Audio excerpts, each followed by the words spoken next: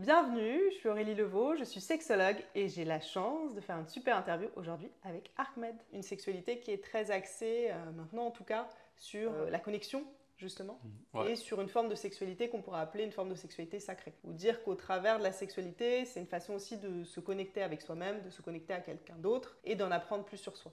exactement. Ouais. Voilà. Optimal comme Voilà. définition. Aussi, en même temps, il y a d'autres paramètres que tu partages dans ta sexualité qui sont un peu comme moi. Je trouve c'est la capacité déjà de jouir plusieurs fois, de jouir sans éjaculer, d'avoir un rapport à son corps qui, je pense, est un peu différent des autres. Donc, je pense que tout ça aussi, c'est intéressant, aussi bien donc, pour les gens qui regardent, hommes que femmes, de comprendre qu'on peut avoir cette approche du plaisir qui n'est pas que phallocentrée, donc pas que centrée sur le pénis, et qui n'est pas uniquement unique une seule fois éjaculatoire. Du coup, je pense qu'on partage aussi cette approche de la sexualité.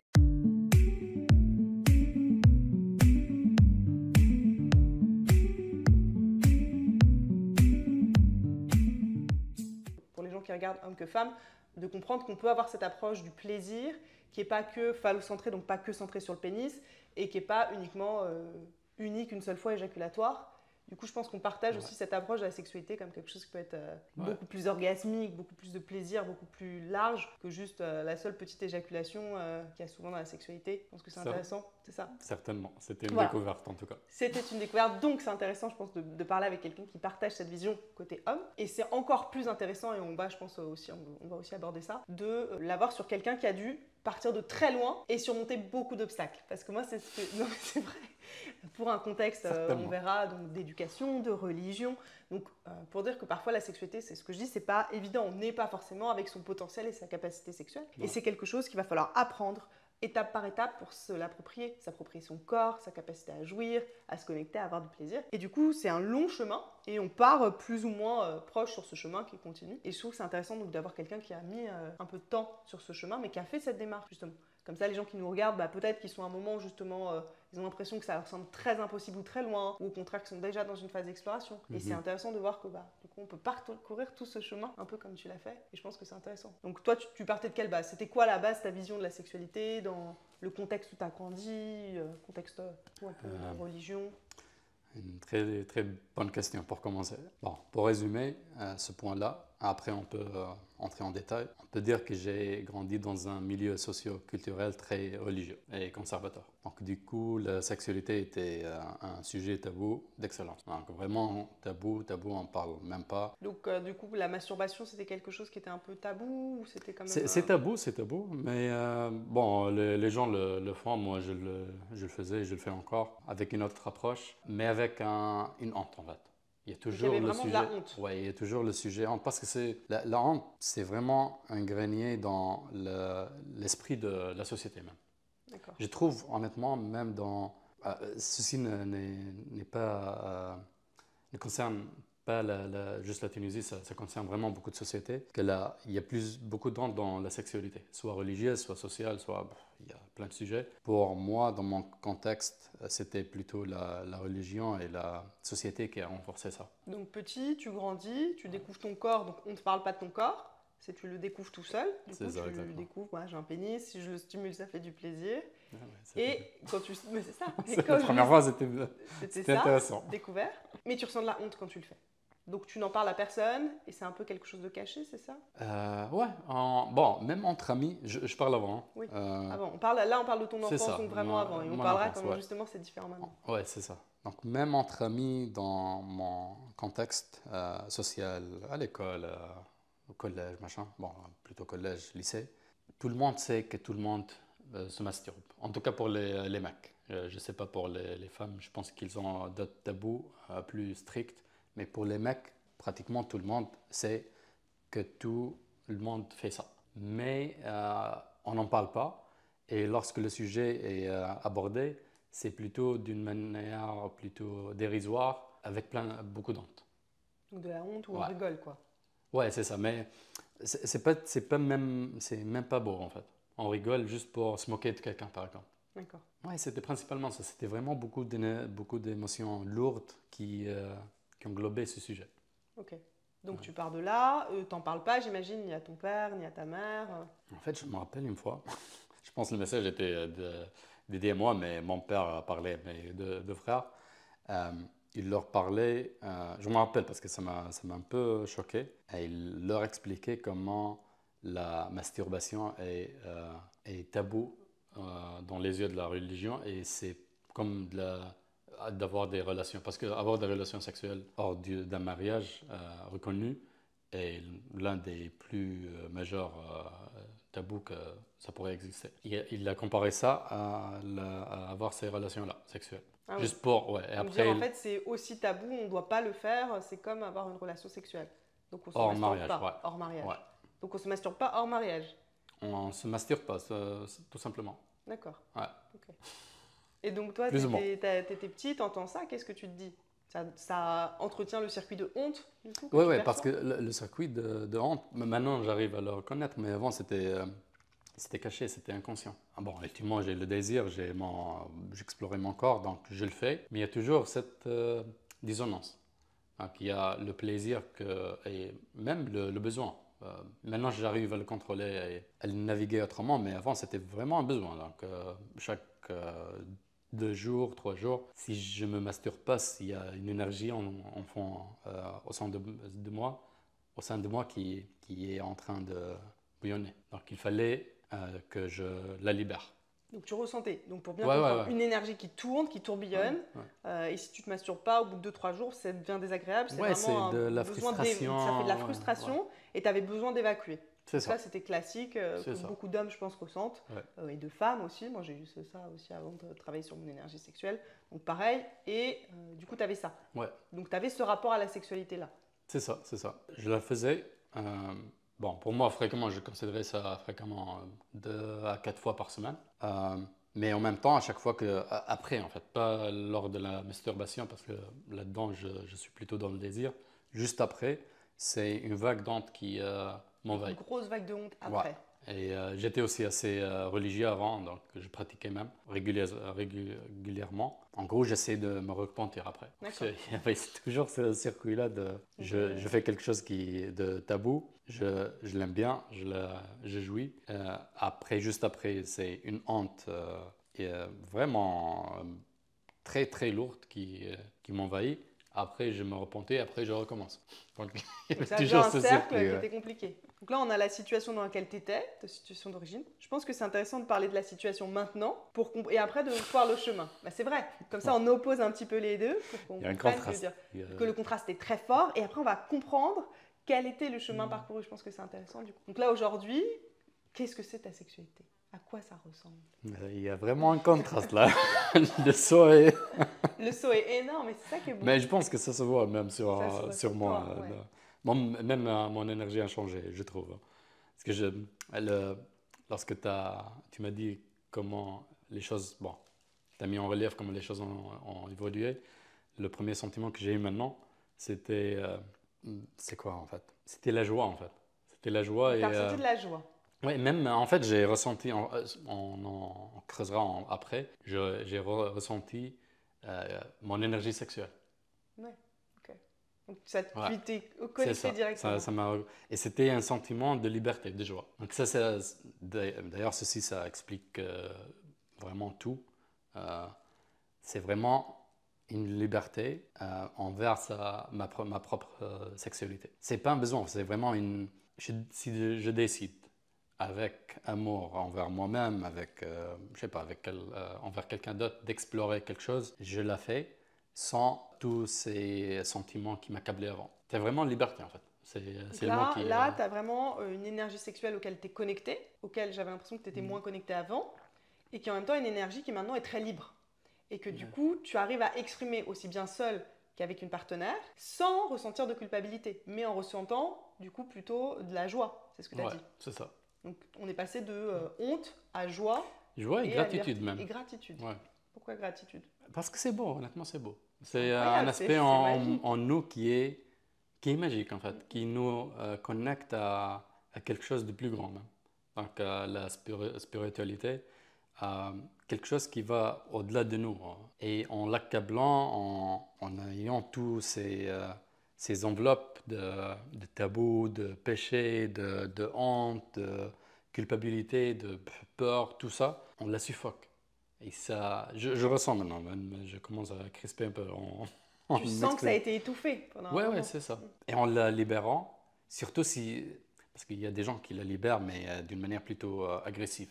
Donc ça devient un peu destructeur. Donc là, tu penses à quoi? Tu penses à la surconsommation de sexualité? Ouais, par Tu penses exemple, à la ouais. consommation qui est très déconnectée? Ouais, les gens qui sont obsédés, par exemple. Parce qu'on peut tomber dans ça. C'est, sur un point énergétique, c'est plus libre, certainement, qu'un blocage. Mais ça reste un peu néfaste. À l'énergie même elle-même. Oui, énergétiquement, C'est parce ça. qu'on exprime quelque chose qui va venir d'un manque. Du coup, on va être dans de la surconsommation de sexualité. Mais en fait, c'est pas d'un espace qui est aligné de plaisir, de liberté, d'exploration, mais un espace de, ça peut être manque de confiance en soi, besoin de validation. Enfin, il y a plein de choses qui font aussi qu'on tombe de l'autre côté dans de la surconsommation. Ouais. Et toi, t'es pas tombé dans ce côté de la surconsommation? Clairement pas. J'étais toujours, jusqu'à pratiquement mes trentaines, le début de mes trentaines, j'étais plutôt dans la honte, la suppression, la peur même de m'exprimer, d'explorer même. Et d'explorer. Ouais. Mais là, tout ça, c'est plutôt parti. Du coup, là, tu arrives à avoir une liberté, une connexion à ton énergie sexuelle, que tu travailles aussi bien seul, que tu travailles vraiment, un peu comme moi, justement, avec des exercices, avec des choses assez cadrées pour t'y connecter, que tu travailles seul et avec ta partenaire. Et ça, je trouve que c'est beau. Du coup, ça ressemble à quoi? Là, ton énergie sexuelle quand tu t'y connectes. Comment déjà tu as fait pour t'y connecter? Qu'est-ce que tu utilises comme outil au quotidien pour te connecter à ton énergie sexuelle? On peut peut-être déjà voir ça. Ultimement, l'aspect majeur dans tout ça, c'est avoir le courage de se libérer. C'est vraiment le courage. Parce que c'est vraiment l'énergie et l'aspect qui m'a accompagné dans tout ce chemin-là. Parce que si ça vient, en fait, si notre relation, ma relation par exemple, avec la sexualité, avant c'était la peur. Donc même lorsque j'explorais, c'était toujours une peur que j'essayais de la surmonter. Tu avais peur de quoi avant? Même de la sexualité elle-même. Tu avais peur de la sexualité en soi. Ça te faisait peur, la sexualité. Oui, c'est ça. D'accord. Donc quand tu y allais, tu disais j'y vais parce que je dois surmonter. Donc il y avait un côté un peu... Pour me montrer que je peux aller au-delà de ma peur, mais toujours la peur m'accablait. Okay. Maintenant, c'est vraiment le courage dans le sens que je veux explorer. C'est quelque chose de beau, quelque chose d'intéressant. J'ai toujours mes histoires, mes croyances limitantes, surtout avant. Maintenant, j'ai beaucoup moins qu'il y a 3 à 4 ans. D'ailleurs, j'ai 33, 34, donc juste pour vous... Donc les 4 dernières années ont été très riches. Le contexte. Et je reviens à mon point, c'était le courage et avoir du plaisir à faire des pas vraiment de petits pas, peu à peu. C'est pas vraiment OK. Par exemple, pour moi, la première fois que j'avais un peu d'intimité, c'était à l'âge de 27. Mais je ne vais pas me lancer à avoir des relations libres. Il n'y a aucun jugement là-dessus. Honnêtement, ça me tente d'essayer ça un jour. Ça me tente. C'est pas le moment parce que je suis dans une relation qui m'inspire honnêtement. Mais ça me tente. Il y a toujours cette pensée-là. Mais maintenant, tu as l'ouverture d'esprit de dire l'exploration, chacun l'explore différemment. C'est ça. Toi, c'est pas ta forme d'exploration pour le moment. Ouais. Mais maintenant, tu es passé à un degré d'ouverture sur ce qui existe. C'est ça. Il faut juste respecter où on est. Voilà. Parce que si c'est beau, ça, c'est tellement beau. Il faut respecter où on est, l'accepter. Et après, avec du courage, on explore peu à peu. Vraiment peu à peu. Chacun a son parcours, son journey. Et il ne faut pas se comparer aussi. Ça, je pense que c'est très important, surtout en tant qu'homme, de ne pas être dans quelque chose où on tombe dans la performance, dans la comparaison avec d'autres couples, d'autres hommes. Ça, je pense que c'est aussi important et que toi, tu l'as au final. Je trouve que tu as réussi à, au-delà de retirer cet aspect un peu culpabilité, à plus être dans la performance. Et c'est quelque chose que tu m'as dit et je pense qu'il est important qu'on répète et que tu expliques. C'est que tu ne vas pas lier ta masculinité, le fait que tu sois un homme, à ta performance sexuelle. Ouais, certainement. Mais bon. Même si cela te permet de te sentir homme. C'est là où c'est ambigu, c'est que c'est pas... Et tu manges, ça nourrit en fait. Exactement. C'est un cercle qui nourrit.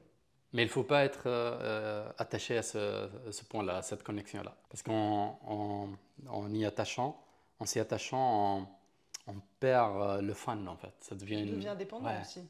Ça devient, tout le contexte, ça devient lourd. Et toute énergie qui est plutôt lourde, ça nous accable. Donc, dans ce cas, c'est un désir de performer, de se montrer capable, je sais pas, chacun a son histoire à lui ou à elle. Si on reste dans ce contexte-là, même notre progression, ça va être limité. Oui, tu veux dire qu'en fait, on ne va pas progresser si on est toujours dans cette démarche de comparaison. Pour moi, c'était vraiment le courage et avoir du plaisir à explorer en respectant où j'étais. Et ça, je pense que c'est très important parce qu'il y a aussi, moi je le vois souvent en consultation, même dans les demandes que j'ai, il y a des gens, ils veulent tout de suite aller très très loin. Ouais. Ou ils disent, voilà, ils ont un modèle, ils disent moi je veux aller là. Mais en fait, ils n'en sont pas là du tout.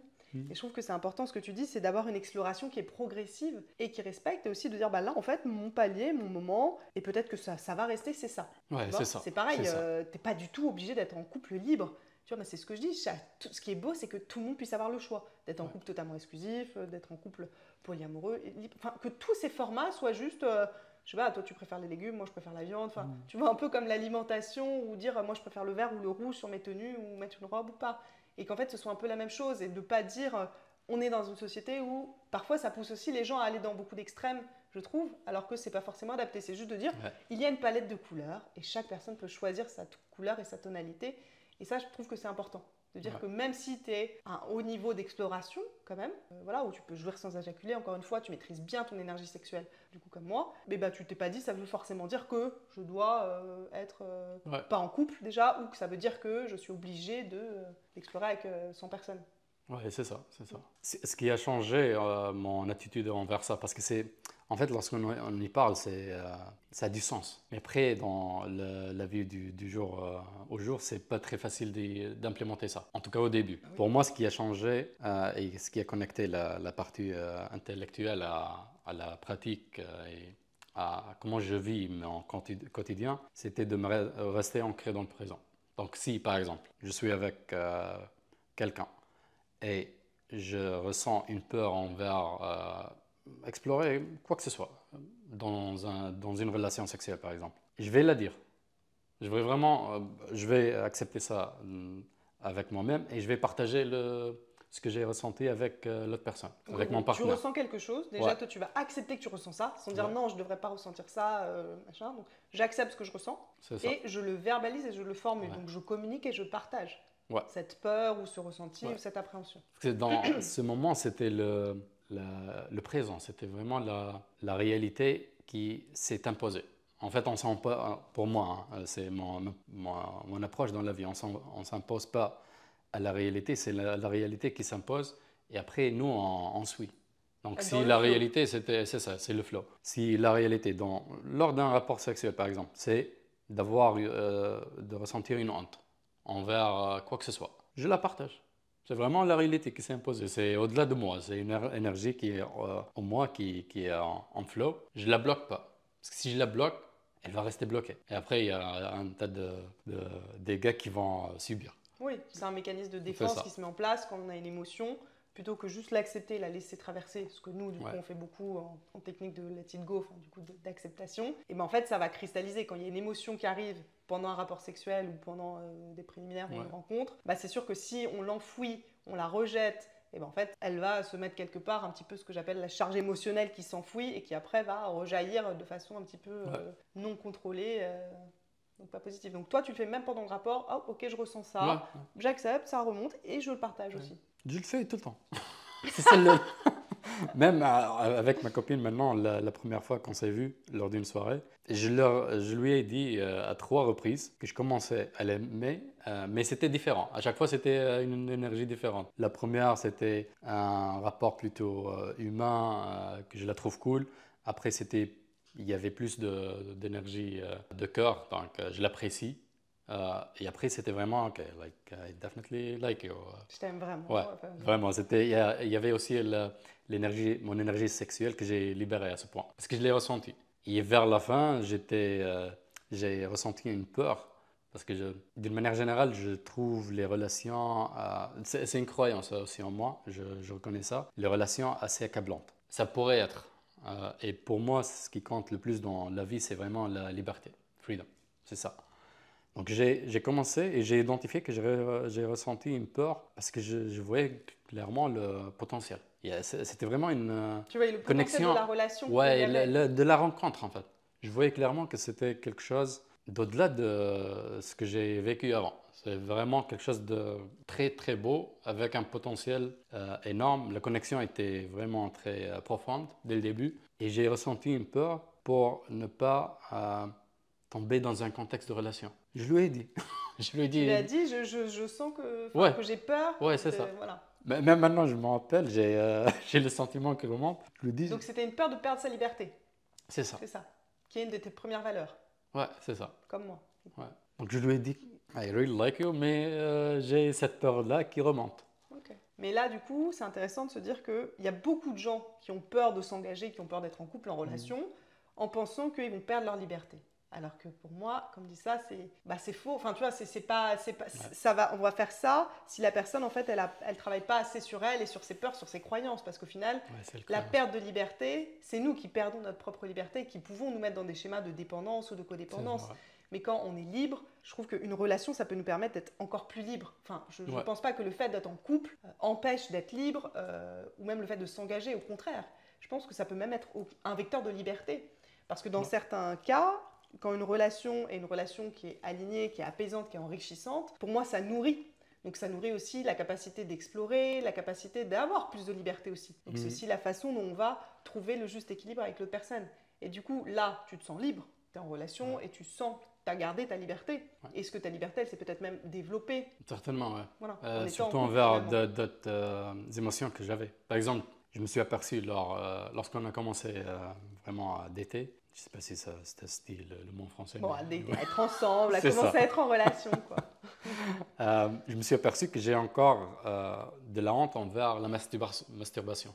Ok. Et envers le porno, par exemple. Donc j'ai commencé à explorer ça avec elle. Maintenant, honnêtement, je me vois... Bon, je me masturbe avec elle, par exemple, lorsqu'elle elle a ses règles. Je me masturbe vraiment tranquillement. À côté d'elle, ouais. vous partagez ce moment. Ouais. Bah, elle peut être avec moi, elle peut juste m'observer. Ça n'empêche pas que je vais avoir un bon moment. Un bon moment avec moi-même, mais aussi un bon moment avec elle. De connexion. Ouais. Même en faisant ça. Avant, non, c'était plutôt un peu de honte si je suis en relation, pourquoi je vais me masturber. Il y a toujours ces schémas qu'on a et la plupart du temps, on les reconnaît même pas. Oui, on pense que c'est une vérité générale, donc, que maintenant que c'est comme ça. Ouais. Donc en explorant avec elle, je me suis aperçu que j'avais d'autres points qui m'accablaient et ça m'a permis de me libérer, en gros. Donc pour bien comprendre, tu as identifié ça chez toi, donc individuel, personnel, que tu voulais travailler, qui remontait grâce à ce miroir de la relation. Ouais.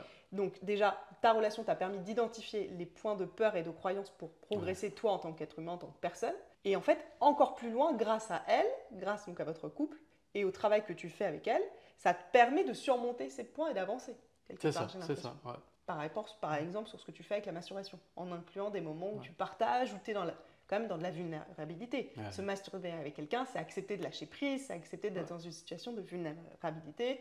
Et je trouve que c'est très beau. Moi, c'est une pratique que j'incite souvent les couples à avoir, c'est d'avoir des moments de masturbation partagée, même où l'un va juste être accompagnateur du plaisir de l'autre. Je trouve que c'est fou comme chose de dire, ok, je peux regarder l'autre personne en train de se masturber sans forcément participer, non mais c'est vrai, et juste sans juger, mais juste je l'accompagne dans son plaisir et dans son moment. Ben, en fait, je trouve que ça crée aussi un lien qui est différent sur l'interaction sexuelle. De pas forcément être, ok, j'agis, mais je regarde. C'est ça. Honnêtement, les possibilités sont infinies. Bah oui. C'est juste nous qui nous le limitons. C'est vraiment des contraintes qu'on s'est mis, soit consciemment, soit inconsciemment, sur nous-mêmes qui après, elles vont limiter nos choix, nos expériences, créer des blocages. C'est vraiment ça. Et ça limite notre capacité à avoir du plaisir. Ouais. Alors, moi, comme tu me dis ça, je pense à la capacité de pouvoir jouir sans éjaculer. Du coup, que toi, tu as exploré et que tu arrives maintenant à maîtriser. Peut-être tu pourrais en parler parce que moi, je rencontre du coup, souvent des hommes, c'est mon travail, qui ont cette capacité, qui l'ont travaillé. Il y a pas mal d'hommes qui pensent que c'est encore faux ou que c'est un mythe. Du coup, je trouve ça intéressant peut-être que tu partages à quoi ça ressemble. Oui, certainement. La première fois que j'ai entendu parler de ceci, c'était lors d'une formation de yoga que j'ai faite il y a 6 ans, 5 ans, 6 ans. C'était plutôt une curiosité qui m'intriguait à ce moment-là. Donc j'insiste sur ce point parce que si on juge quelque chose, on ne va pas l'explorer. C'est tout simplement ça. Si on la trouve intéressante, on va l'explorer ultimement. Surtout si on peut se projeter en la faisant, en ayant du plaisir, de la joie. On va certainement l'explorer à some point. Donc tu as entendu parler de ça t'a intrigué, tu ne l'as pas jugé, tu te dis ok c'est intéressant, donc je veux l'explorer. C'est ça. Ils nous ont pas parlé beaucoup là-dessus. C'était juste que, bon, en gros, on peut circuler l'énergie en nous en ayant un rapport sexuel ou même en masturbant. L'énergie sexuelle commence à s'agiter, je sais pas comment décrire ceci, mais on commence à le ressentir s'amplifier. Après, lors de l'éjaculation, c'est vraiment une libération de cette énergie-là. Techniquement, ce que je fais, par exemple, c'est lorsque je m'approche de ce moment-là de libération extérieure. Donc, on parle de l'éjaculation, donc du point de L'éjaculation, c'est non-retour. ça. Donc le point de non-retour, pour expliquer, Ouais. c'est le point à partir duquel on est obligé d'éjaculer. Donc ça s'appelle le point de non-retour. Ah ouais. Donc c'est ça dont tu parles. Donc Je c'est connais. quand tu t'approches de ce point de non-retour, qui est le point où après ça va déclencher le réflexe éjaculatoire. Donc Ouais. on est obligé d'éjaculer. Donc c'est ça dont tu parles. Donc quand tu C'est sens ça. que tu te rapproches de ce point, Je circule mon énergie dans mon corps. d'accord. En gros, ce que je ressens dans mon corps, c'est qu'il y a un certain apaisement de cette énergie sexuelle, mais ça ne se dissipe pas dans l'air, je le circule dans mon corps. Donc je ressens par exemple que mon corps s'ouvre un peu plus. Il y a vraiment une technique que j'ai même explorée après lors d'autres workshops, c'est comment je l'ai exploré, c'est d'imaginer que cette énergie-là qui s'est bâtie en gros au niveau de l'appareil, au niveau du bassin de l'appareil génital, que je la circule en montant le dos et en descendant le cœur, le ventre pour Donc, la en fait, tu reconnexion. utilises le chemin des chakras un petit peu C'est et ça, ouais. de ce qu'on appelle la flux en yoga pour ceux qui connaissent ou l'énergie sexuelle. C'est l'énergie sexuelle qui s'appelle la Kundalini. On la fait circuler et le but aussi du tantra, c'est de faire monter cette énergie sexuelle qui est créée dans les organes génitaux et de la faire monter donc au niveau du cœur et même plus haut. Donc de la faire circuler. Et en fait, on visualise souvent que c'est comme si notre colonne vertébrale, c'était une flûte dans laquelle on pouvait faire circuler l'énergie sexuelle. Donc c'est un petit peu ça dont tu parles. C'est de dire on fait circuler l'énergie sexuelle, déjà on la fait monter jusqu'au cœur, parce que beaucoup de gens ne font pas, et ce qui est déjà assez magique, je trouve. Et du coup, on peut l'envoyer encore plus haut. C'est vrai. C'est ça. Et du coup, quand tu sens que tu arrives sur ce point de non-retour, tu arrêtes temporairement de te masturber. Donc là, on parle de manière très concrète. C'est je sens que j'arrive au point de non-retour, donc je suis en rapport avec quelqu'un ou je me masturbe. J'arrête. Je visualise que je continue à faire monter cette énergie. Est-ce que c'est ça? Donc je visualise que je l'emmène plus haut. Je la fais monter, c'est ça? Du coup, je vais quand même jouir parce qu'en fait, l'énergie, elle monte. C'est ça. Donc je ressens que je jouis, mais j'éjacule pas. Exactement. C'est ça? Ça redescend un tout petit peu et après, je peux recontinuer. C'est ça. Et après, ça reprend. Okay. Après, on peut refaire la même chose. Et après, on peut continuer. Donc, on continue à refaire l'amour, mais tu as eu cette jouissance. Donc, il y a une jouissance qui est différente de quand on éjacule. On est d'accord? C'est pas le même orgasme. Non, c'est pas le même, non. Donc, tu as un orgasme, mais qu'un orgasme, alors c'est peut-être pareil du coup, homme-femme, on va voir. Dans ce genre de cas, quand tu fais monter un orgasme avec toute ton énergie, c'est un orgasme qui est beaucoup plus diffus dans tout le corps. D'ouverture, C'est ça? Je le ressens, en fait, plus atténué, mais sur une surface plus, ça se dit, plus étendue au niveau de mon corps. Donc c'est vraiment pas tout le corps, honnêtement, j'arrive pas à le ressentir tout le corps. Parfois ça m'arrive parce que c'est vraiment la connexion avec nous-mêmes qui facilite ceci. Si on a des blocages au niveau du dos, par exemple, ça va limiter cette circulation. Mais lorsque je me sens vraiment libre et je relâche. Exactement. Alors ce qui est important, c'est que c'est à ce moment du point de non-retour, il y a beaucoup d'hommes qui vont se contracter. Il y a une contraction du périnée, il y a une contraction de tout qui se produit. Alors que là, pour jouer sans éjaculer, c'est exactement l'inverse qu'il faut faire.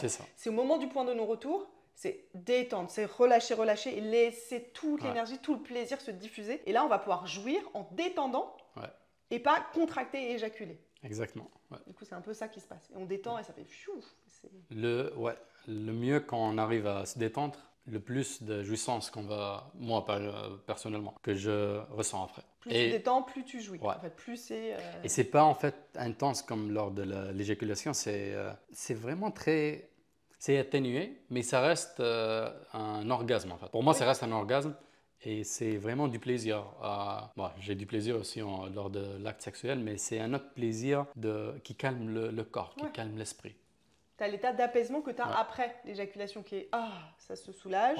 Et ce qui est intéressant, c'est que vu que tu n'as pas éjaculé, tu peux repartir. Et tu peux l'avoir plusieurs fois. Donc tu as cet orgasme, qui est un orgasme différent, mais comme il y a plusieurs orgasmes chez l'homme, orgasme prostatique, enfin tout ce que tu veux, qui monte et que tu peux avoir plusieurs fois. Toi, tu as réussi à l'avoir combien de fois pour avoir une idée? Honnêtement, je ne compte pas. Ça dépend aussi. Bien sûr, parce que ça dépend de Exactement, parce que c'est un jeu. C'est vraiment un jeu, c'est vraiment une danse. C'est une danse. C'est ça, il y a un transfert. Par exemple, si ma partenaire, elle crispe, ça va inciter mon corps à crisper aussi. Donc moi, même en circulant, ma capacité de circuler l'énergie, ça va être un peu limité. Si ma partenaire est... bon, Un partenaire. ouais, ma partenaire, merci. Et, elle relâche aussi, surtout au même moment avec moi. C'est vraiment un transfert entre nous, en fait. Donc au Je moment trouve. où tu arrives à ce point de non-retour, Ouais, si elle se contracte, et ben du coup ça va te contracter aussi, il y a c'est plus ça. de chances que tu Ouais. éjacules, alors que si au contraire elle va se relâcher, être Ouais. dans la détente, et ben du coup ça va t'aider toi en symétrie à te Ouais. détendre et à avoir ça. Et je lui communique, parce que la communication est aussi très Oui, importante. donc C'est pas... tu lui dis, Ouais. j'approche, tu lui dis comment, Relâche un peu avec moi. Ouais. relâche-toi avec moi. Je lui dis Ok, clairement, je vais relâcher un peu pour circuler mon énergie. Play with me. ok. Donc, tu Joue lui le jeu demandes, avec. c'est beau. Ouais. Ok.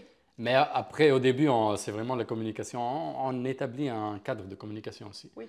Donc après, elle ressent ça, donc elle capte lorsque c'est bon, j'ai mon énergie a monté et maintenant je vais probablement me calmer en circulant l'énergie. Elle le fait avec moi automatiquement. Bah oui, parce qu'après, Ouais, c'est quand on c'est ça. connaît bien un partenaire, Mm. au final, on n'a plus besoin de forcément Ouais, verbaliser tout. verbaliser. C'est une danse qui se crée et qui est intéressante et qui se fait. Ok. Ouais.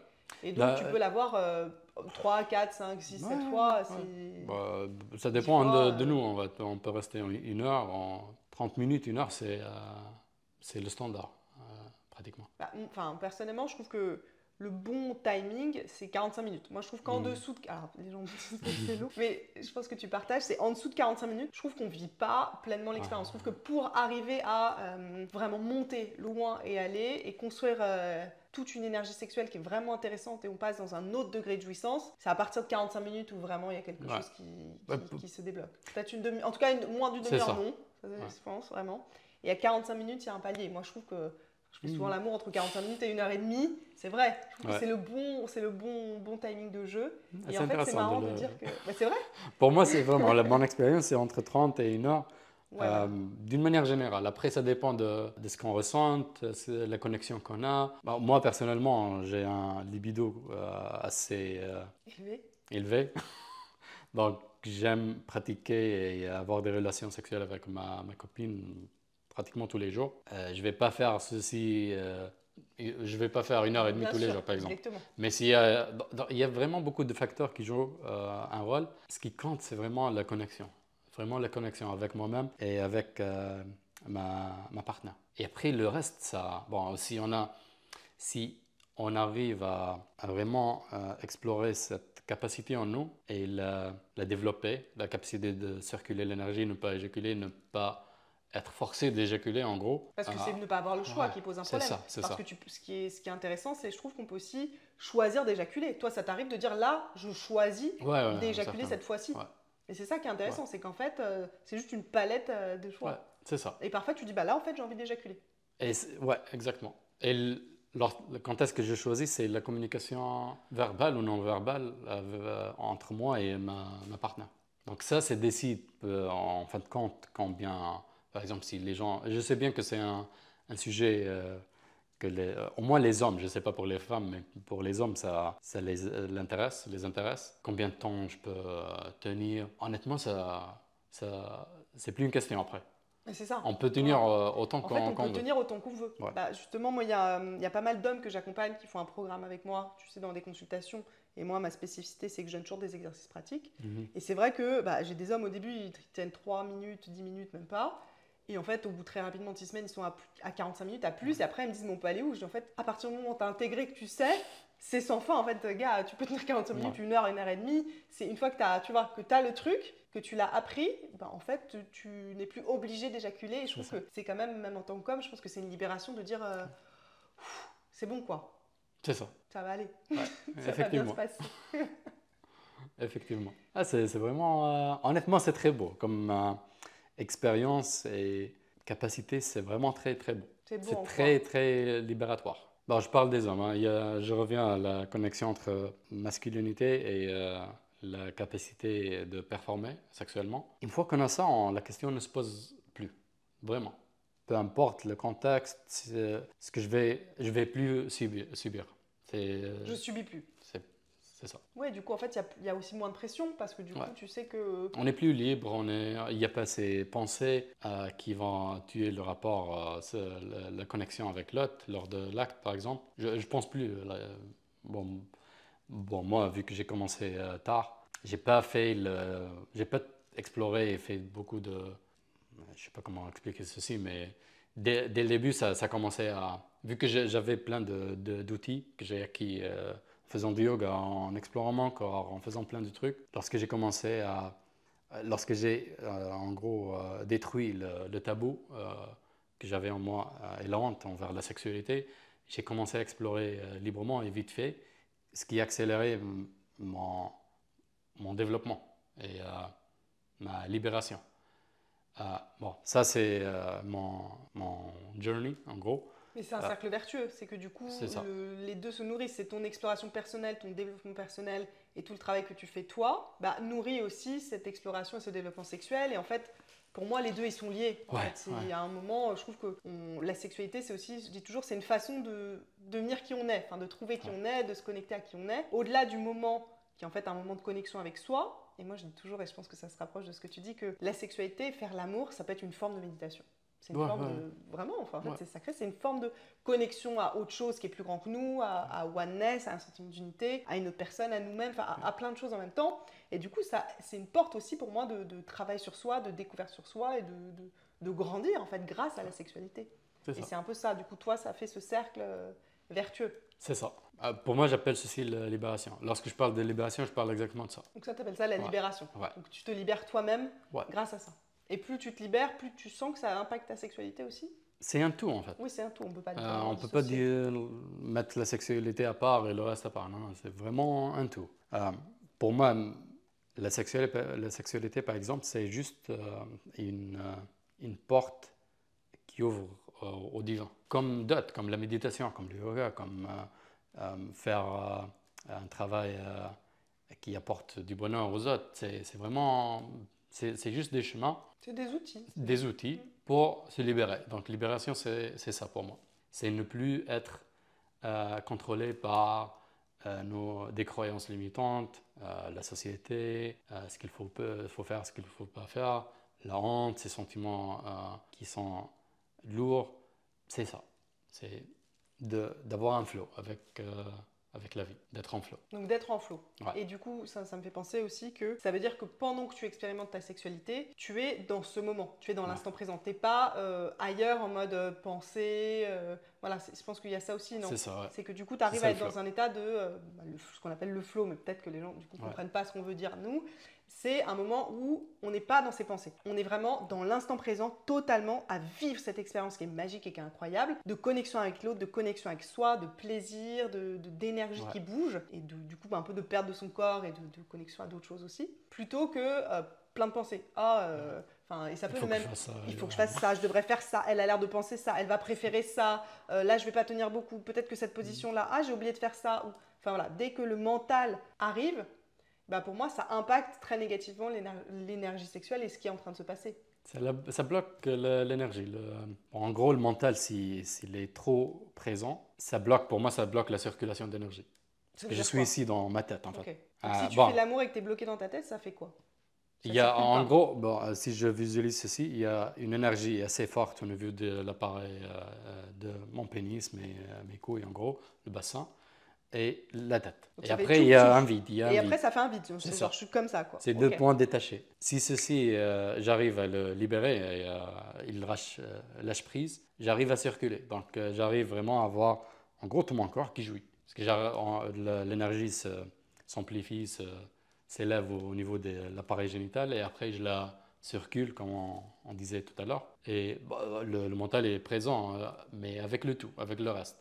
Pas juste en essayant de trouver la bonne position, le bon timing, je sais pas quoi.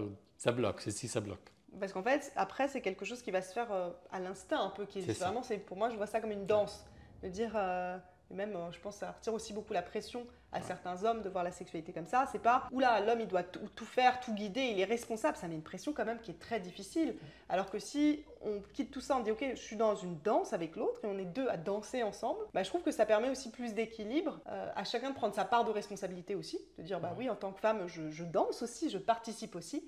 Et en tant qu'homme, je ne suis pas le seul à être là, à devoir être responsable de tout.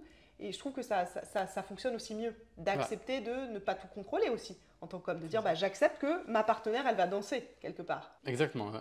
Et ça, je pense que aussi, c'est OK pour toi. Oui, exactement. On peut switcher les rôles. C'est vraiment une danse après. Il y a pas de règles. Il n'y a vraiment pas de règles. Tout, on se laisse guider par le moment présent, les deux. Donc, donc il y a une grosse influence sur l'autre, parce que par exemple ta partenaire là, elle est très connectée aussi à l'instant présent et donc elle est en miroir, donc c'est plus simple et c'est plus fluide. Ouais. Mais qu'est-ce qui se passe si l'autre personne elle est moins là-dedans? Est-ce que toi tu arrives à... Non, moi honnêtement ça m'est arrivé une fois que l'autre personne elle était vraiment très déconnectée. Donc en gros son corps elle était dans le mental, elle se projetait, elle calculait, elle essayait d'éviter des trucs qu'elle a eu avant. Et son corps, je le ressens, en fait, je ressens vraiment l'instinct. Pour moi, c'est je ressens ce que mon corps est en train de vivre et ce que ma partenaire est aussi en train d'avoir. Et son corps était rigide, elle crispait. Moi, à partir d'un certain moment, j'ai dit non, ceci n'est plus. Il n'y a plus un flanc entre nous, il n'y a plus une connexion. C'est devenu juste physique, un acte physique. J'ai arrêté. Parce que c'était de la mécanique, ça, tu étais juste à dire ok, nos corps font l'amour. Mais ça s'arrête là, quoi. En fait, c'est juste une rencontre de ce que j'appelle la rencontre des organes génitaux. Ça se passe juste au niveau du bassin. Et en fait, il n'y a plus de connexion à d'autres niveaux. Ouais. Et en fait, ça, bah, pour toi, c'est pas une expérience qui est enrichissante. Juste le c'était simple... pas beau, honnêtement, c'était pas beau. Même le ressenti, c'était à la limite dégueulasse. À la limite, vraiment. Surtout, bon, j'ai pris la décision d'arrêter parce que c'était honnêtement... je ressentais comme si mon corps souffrait. Le sien aussi. Donc en fait, tu avais l'impression que vos deux corps étaient en souffrance, même si visuellement, les organes génitaux avaient du plaisir. Parce que du coup, à ce moment-là, j'imagine qu'au niveau du pénis, tu avais des signaux de plaisir. Même pas, ça s'était coupé totalement. Il y avait les deux. Il y avait les deux. Il y avait un signal de plaisir des organes génitaux, mais autre de dire, bah, en fait, non, là, c'est pas connecté, j'ai pas de plaisir ailleurs. Du coup, bah, en fait, il vaut mieux arrêter cette expérience, qui n'est pas une expérience qui est connectée. Parce qu'en fait, bon, ça amène des sentiments qui sont négatifs. Ouais, et ça impacte le corps. Pour moi, j'ai vraiment une croyance là-dessus qu'on est responsable envers nos corps. Donc, si mon corps subit, je fais subir une expérience qui va ramener des dégâts, même si je ne les ressens pas, il y aura des conséquences après. Donc, en gros, je fais aussi plein de sport et je me blesse de temps en temps. Clairement, c'est parce que j'étais un peu déconnecté avec mon corps et j'ai forcé un peu plus que nécessaire. Dans l'acte sexuel, ça pourrait arriver aussi. Le dégât et les conséquences probablement ne sont pas physiques, mais on perd la connexion avec soi-même, par exemple. Parce qu'en fait, quand tu pars dans ce schéma qui est un peu de sexualité déconnectée, où juste c'est une rencontre des organes génitaux, que beaucoup de gens qui font de la surconsommation du sexe ont quand même, où c'est juste...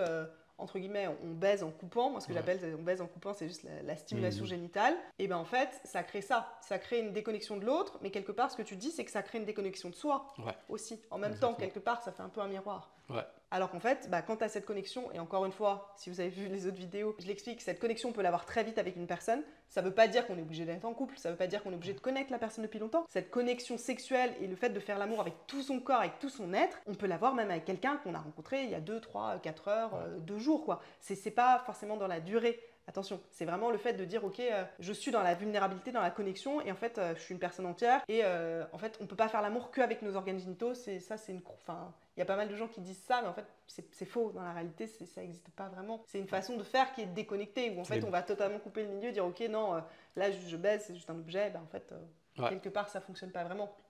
Exactement.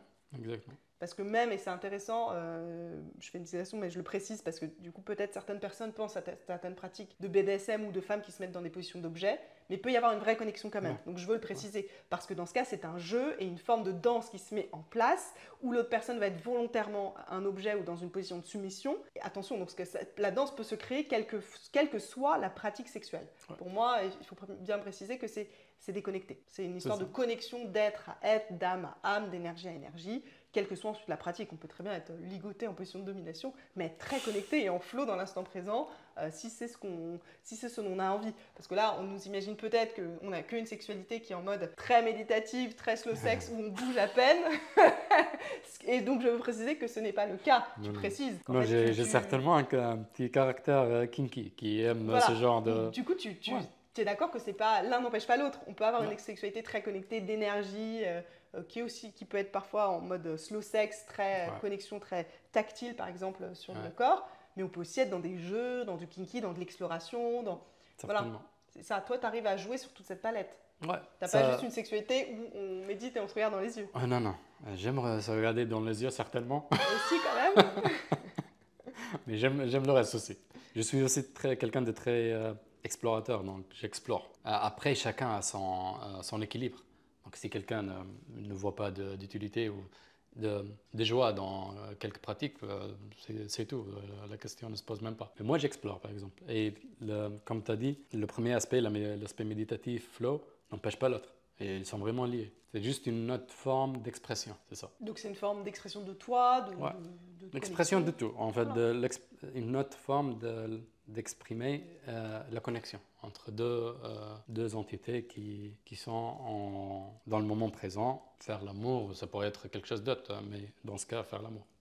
En train de faire l'amour. Et du coup, c'est ce qu'on dit, tu peux être dans toute la palette. Parfois, ça peut durer 1h30, parfois, ça peut durer 10 minutes. En fait, pareil, c'est d'avoir de la flexibilité, de la liberté. De dire, en fait, vu que je peux jouer autant que je veux, bah, je choisis que là, on a cette connexion, on a 10 minutes, on a 1 heure, on a une demi-heure, on a 20 minutes. Donc voilà, là, ça va être très doux, on va se regarder dans les yeux. Là, ça va être plus intense. Là, c'est kinky. Là, j'ai envie d'explorer ça. Est-ce que c'est un peu ça? C'est en fait ce que j'appelle la palette sexuelle. Exactement ça. Et du coup, c'est élargir ta palette sexuelle qui, pourtant, au début de ta vie, était quand même très, très réduite. Et du coup, là, j'ai l'impression que c'est tout ce champ des possibles qui s'est ouvert. Bon, au début de ma vie, pendant les 30 premières années, c'était principalement de la masturbation.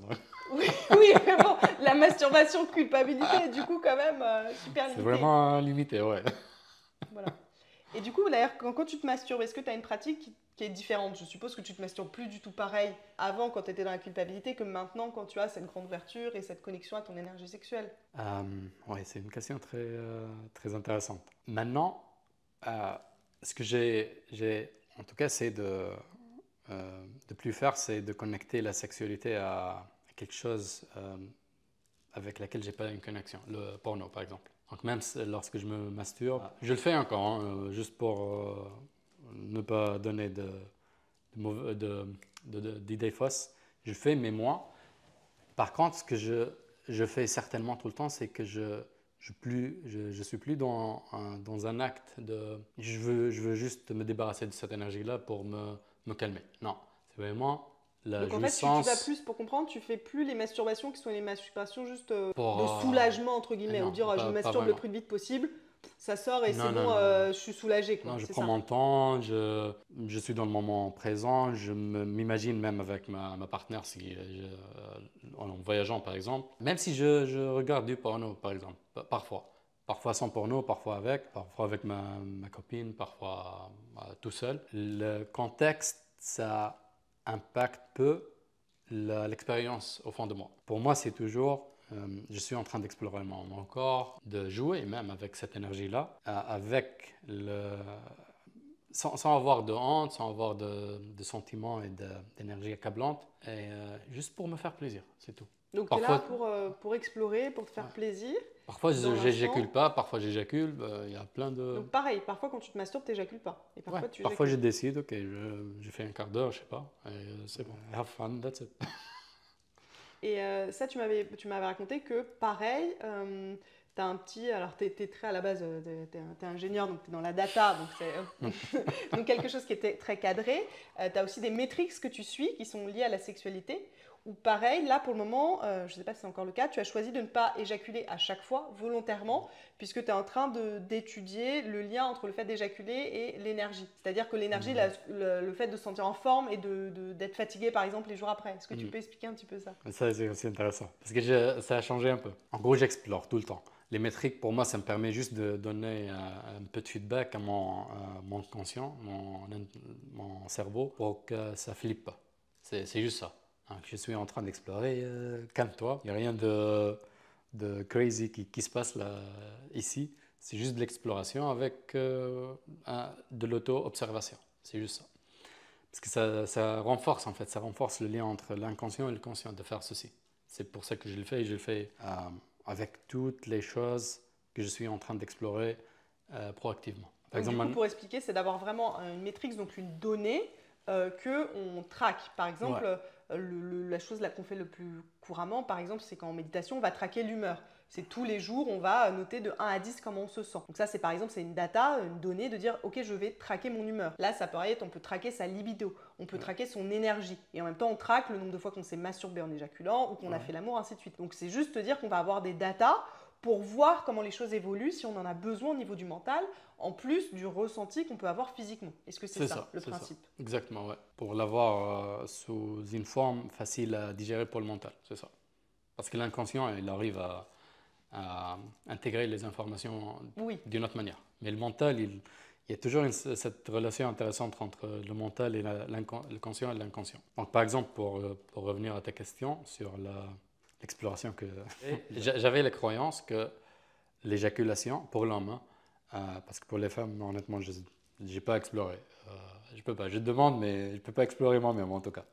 Pour les hommes, il y a une croyance, en tout cas même dans la sphère du yoga, qu'il vaut mieux ne pas trop éjaculer parce qu'on perd de l'énergie qu'on aurait pu utiliser ailleurs pour créer, pour lancer des projets. C'est vraiment la créativité, c'est l'énergie de création.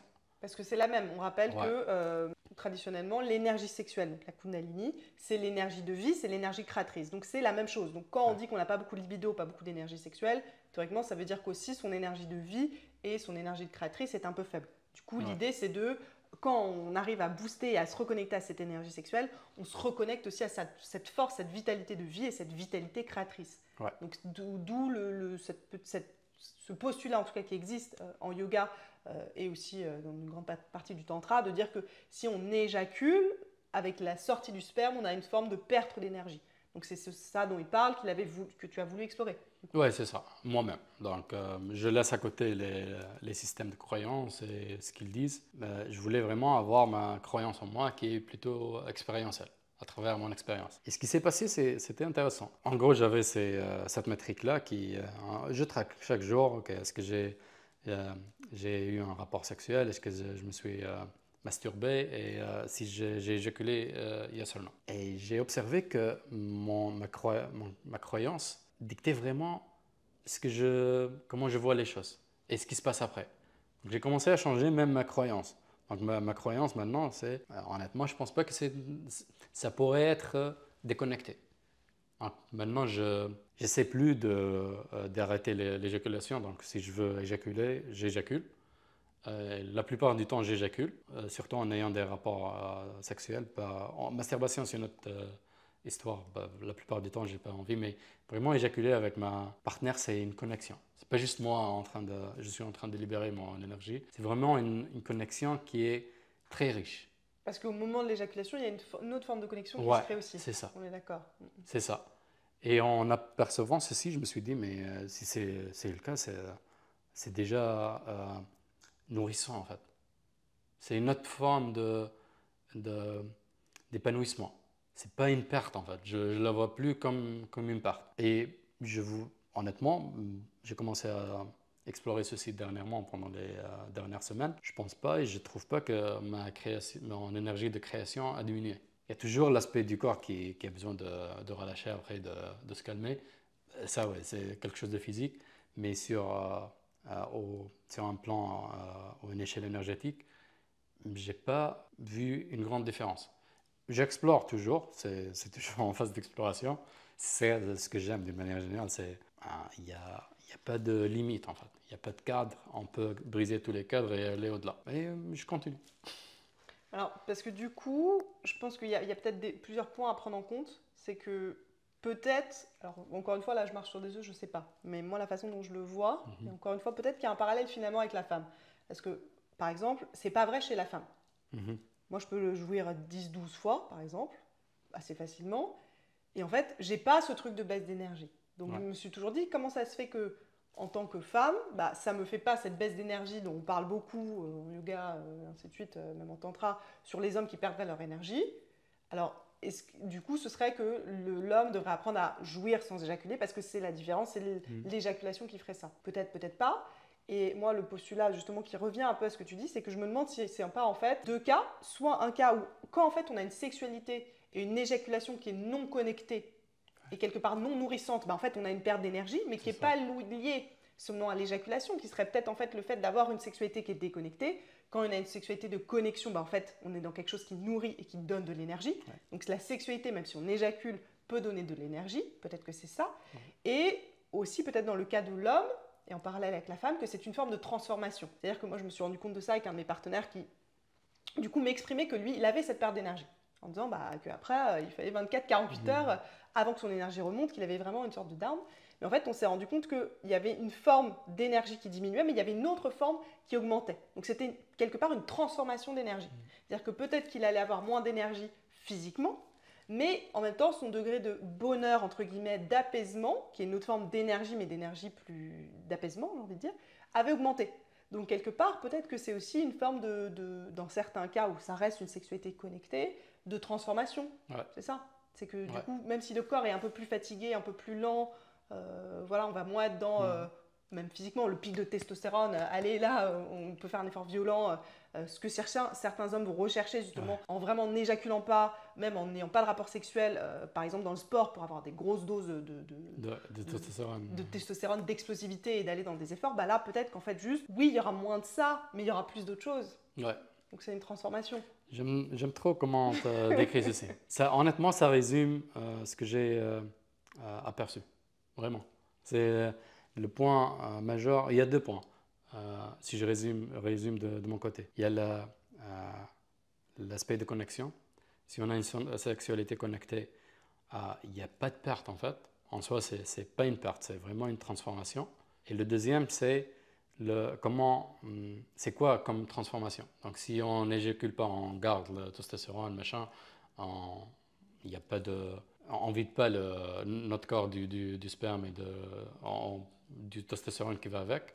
Donc la transformation, elle est sur une autre échelle. Et si on éjacule, c'est plutôt l'épanouissement, mais moins d'énergie explosive pour le corps. Voilà. Mais les deux sont, pour moi, honnêtement, les deux sont très, très beaux. Les deux sont beaux. En fait, ça dépend à un moment donné ce dont on a envie. On peut se dire là, j'ai envie d'avoir plus d'explosivité, plus d'énergie physique, un peu plus testostérone masculine. Donc, bah non, je choisis de ne pas éjaculer. Ou là, en fait, je suis dans cette connexion, j'ai envie d'apaisement. Et du coup, j'éjacule. Donc, je pense qu'en fait, tout est bien, tout est OK. C'est juste, tout est transformation et il n'y a pas une vérité de oui, non, oh là là, ce serait pas bien de ne pas éjaculer ou au contraire, ah non, moi je me sens obligée d'éjaculer. Je pense aussi qu'il y a ça aussi parce qu'il y a certains hommes, moi ça m'est arrivé d'avoir un partenaire qui me dit ah bah non, mais moi je suis obligée d'éjaculer, sinon c'est nul. Pareil, je pense qu'il y a aussi ce côté de dire bah si c'est obligé qu'il y ait une éjaculation pour que ce soit bien, peut-être qu'il y a quelque chose à explorer, à travailler. Et comme les ayatollahs qui disent moi j'éjacule jamais, bah peut-être qu'en fait en éjaculant, ils pourraient aussi aller à travailler autre chose. C'est comme d'habitude, je trouve que c'est se balader et d'explorer sur l'échelle qui est au juste pour soi à un moment donné et ce qui ne sera pas la même chose demain ou après-demain. Oui, exactement. Pour moi, ça a certainement changé. Ce qui compte, c'est que je reste libre. Je ne m'attache pas à une approche ou une autre ou à un sujet et pas à l'autre. C'est vraiment c'est du flow. C'est vraiment du flow. Je reste connecté. Par exemple, maintenant, j'aime trop ton analyse. Je veux plus d'apaisement. En faisant l'amour, j'éjacule. Je sais même pas de... Lorsque je ressens que le timing est bon et je suis connecté avec... mon partenaire, je relâche. Avant, ce n'était pas le cas parce que je faisais plus de sport et je voulais avoir cette énergie en moi pour vraiment aller au-delà de... Pour performer, quoi. Ouais, pour performer physiquement. Donc, mon choix était différent. Ça pourrait changer dans le futur, mais on ne sait jamais. Ce qui compte, c'est on garde la liberté, on garde l'esprit exploratoire et on ne tombe pas dans « il faut faire ça, pas ça », cette lourdeur, cet accablement. Bah, c'est un peu le but de ce qu'on essaye aussi de faire justement dans ces discussions. Et moi, mon travail, c'est de dire aux gens qui peuvent choisir, en fait, qui ne sont pas obligés. C'est ça un peu aussi la levée du tabou. C'est quand c'est tabou, on a l'impression qu'il y a une seule voie. Et là, mon but, et c'est aussi bien sur les formats de couple, les formats de relations, les formats de sexualité et de partage. C'est-à-dire en fait, tout n'est qu'une palette sur laquelle chaque personne est libre de choisir. Et c'est un petit peu ça. Et en plus, on a peut-être envie d'une couleur différente un jour B ou un jour C. Donc c'est ça. Yes. Et il y a un point aussi que je voudrais repréciser. Tu as parlé de non-attachement. Je pense que c'est important aussi peut-être de juste revenir sur la différence entre le non-attachement et le détachement, parce qu'on a parlé de liberté. Et ça, c'est un sujet que j'ai pas mal en consultation avec certains hommes qui expriment des peurs de s'engager. Du coup, alors pour repréciser, parce qu'on me demande souvent la différence entre le non-attachement et le détachement. Est-ce que toi, tu vois peut-être de quoi je parle? Oui, si. Alors, le non-attachement dont tu as parlé, et que du coup moi je pratique aussi, c'est de dire qu'on n'est pas obligé ou totalement lié à la chose. C'est-à-dire que c'est ok dans un sens et c'est ok dans l'autre. Ça ne veut pas dire qu'on n'apprécie pas par exemple l'autre personne ou le rapport ou ce qui va se passer, mais on ne va pas surinvestir ce que cette chose, ce rapport ou cette personne peut nous apporter. Par exemple, je suis en non-attachement dans une relation, je peux quand même être engagée, je peux quand même apprécier l'autre personne, aimer l'autre personne, mais je ne vais pas faire dépendre mon bonheur de cette personne, et je sais que je peux perdre cette personne parce que c'est la réalité. À tout instant de la vie, cette personne peut décider de me quitter ou je peux la perdre pour même une raison tragique. Donc c'est du non-attachement, ce qui est différent du détachement. Le détachement, c'est l'inverse. C'est un peu une réaction que moi j'ai souvent en consultation du coup. C'est une peur de s'accrocher en fait. Et là, on est sur une vibration qui est négative. Alors que dans le non-attachement, on est dans de l'amour et dire ok, j'accepte que je ne contrôle pas tout, j'accepte que je ne possède pas tout. Le détachement, c'est quand on va se mettre en position de dire je ne veux pas être en relation, ou cette personne, je veux forcément des relations qui sont libres, ou je veux forcément pas d'engagement dans ma relation, moi je veux pas construire, je veux pas m'engager, je suis dans du détachement. Mais pourquoi? Parce que quelque part j'ai peur, donc je m'oblige à me détacher de l'autre, ce qui est différent du non-attachement. Donc je le précise bien. Le non-attachement et le détachement sont deux choses qui sont très différentes. Vraiment très bien élaboré, très bien expliqué. Et C'est toi, vraiment tu l'as la peur. intégré aussi dans ta relation et ton rapport à la sexualité. Je l'intègre au fur et à mesure. Parce que c'est pas un black and white, c'est pas vraiment un moment où ça... Bon, parfois ça se fait comme ça, mais pour moi, en tout cas mon expérience, c'était toujours graduel, donc peu à peu. Il y a cet aspect-là. Au début, la plupart du temps, c'est de la peur, donc il y a de l'attachement au résultat. Lorsque je commence à traiter ceci, je passe au détachement ou pas, donc il y a cette dichotomie qui joue un rôle. Et au fur et à mesure que j'explore et que je me permets d'explorer, again, petit à petit. Petit pas par petit pas. Il ne faut pas se forcer, de mon point de vue, parce que si on force les choses, il y a de la résistance qui va être créée avec l'environnement, avec la personne, avec quoi que ce soit. Donc, pas à pas, ultimement, j'arrive à développer le non-attachement. Donc ça fait attachement, force opposée détachement, pour ensuite réussir à être dans le non-attachement. C'est mon pattern à moi. Chacun a probablement un pattern qui pourrait être similaire ou pas. Je pense que c'est courant. Ouais. Mais celui-là, c'était le pattern, l'un des comportements inconscients que j'ai observé le plus. Et ça vient vraiment de la peur. C'est vraiment de la peur. C'est une vibration de peur, le détachement. Du coup, c'est quelque chose sur lequel on peut travailler quand on a une peur, par exemple, de s'engager. On a toujours une peur que quelqu'un nous mette le grappin dessus. Ou même dans les relations sexuelles. Il y a des gens qui sont dans des relations sexuelles et qui sont vraiment dans le détachement, qui ne veulent pas se connecter, qui ne veulent pas être dans trop de connexion avec l'autre. Et justement, cette forme d'intimité, de vulnérabilité et de connexion, elle peut faire très peur. Donc du coup, on a un rapport sexuel qui est ce que j'appelle détaché, où l'autre personne est gardée en tant qu'objet à distance de soi. Ouais, exactement. Parce qu'en fait, on a peur de l'attachement, on a peur de la fusion, mais qui est quelque chose qui n'est pas forcément non plus toujours positif, donc le non-attachement de voyager. Est-ce que tu veux peut-être donner un conseil, dire un dernier mot aux gens qui nous regardent, justement, pour les aider sur leur chemin? J'ai en fait un truc à partager. Pour moi, ça m'a vraiment trop aidé, c'est l'exploration du corps.